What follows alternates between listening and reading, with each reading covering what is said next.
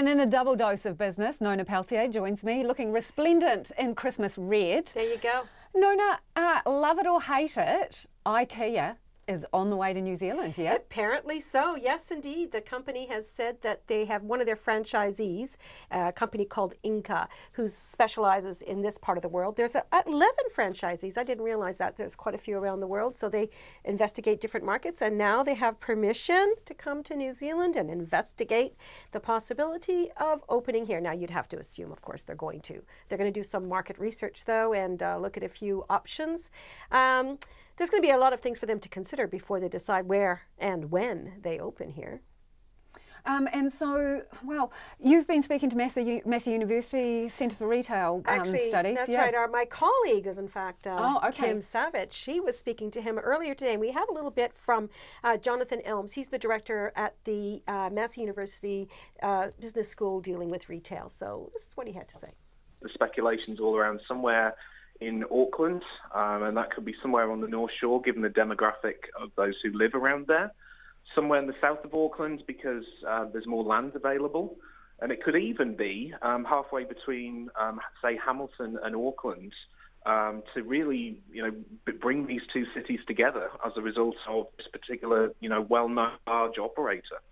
The second could be talent. It could be getting the right employees to help them get the store off the ground and to help them to successfully run it.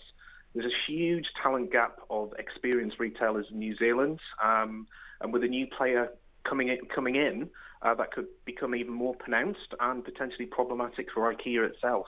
Well, there you go. And that was Jonathan Elms. He's the director at the Massey University School dealing with retail studies. So there you go. Labor issues could be an issue for IKEA because, we've been talking about labor shortages all through the year, and here's another potential issue arising in the retail sector this time.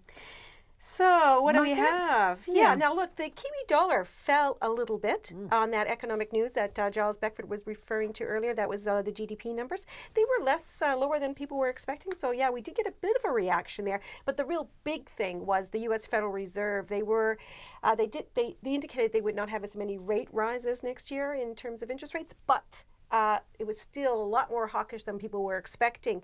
And that caused the New Zealand dollar to fall about 1.2% overnight. So we fell a little bit more again this afternoon. We were at 67.4 US cents, 94.8 Australian, and 53.4 pence. Now, on the market front, there's still a lot of unease. None of these economic indicators are making people feel very comfortable. So our top 50 index, we finished in positive territory. 10 points. We had been stronger earlier in the day. So we finished at 8,772. Now you compare that to the Australian 200 index just around the same time, around 5 p.m. this afternoon, and they were down more than 0.5%. So you would expect to see more of this probably as the day goes through. Thanks, Nona. Hey, and by the way, happy birthday. We'd sing it to you, but this is Radio New Zealand and we can't afford the rights. So perhaps you can't sing. And that too.